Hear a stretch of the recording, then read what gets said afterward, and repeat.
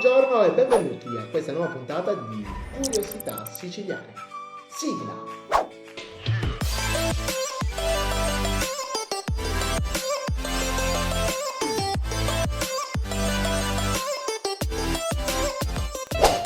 Oggi parliamo di Sergio Mattarella, un siciliano protagonista del periodo più difficile della Repubblica Italiana, tra una pandemia mondiale e il rischio di una guerra nucleare. Sergio Mattarella nasce a Palermo il 23 luglio 1941, vedovo e padre di 3 figli, fratello di Piersanti Mattarella, presidente della regione Sicilia, politico siciliano che ha contribuito significativamente alla lotta contro la mafia in Sicilia, purtroppo ucciso da quest'ultimo. Si è laureato in giurisprudenza nel 1964 all'Università La Sapienza di Roma con il massimo dei voti e la lode e con una tesi che parlava di funzione di indirizzo politico, un percorso già definito dal destino.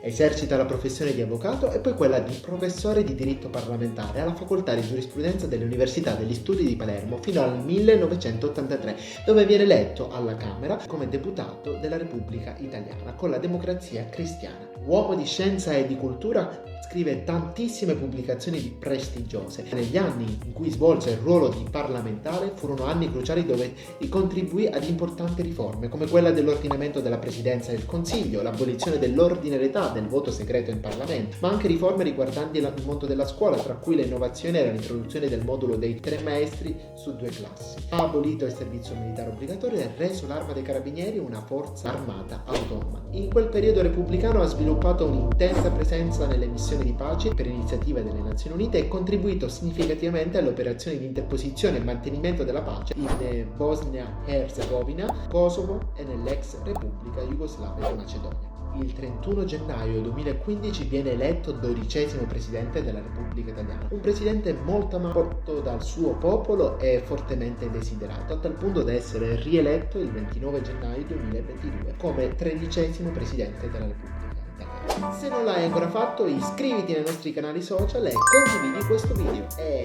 se vuoi sostenerci con una libera donazione puoi ricevere o la maglietta ufficiale di Rubrica Sicilia o la borraccia o il portapranzo. A te la scelta.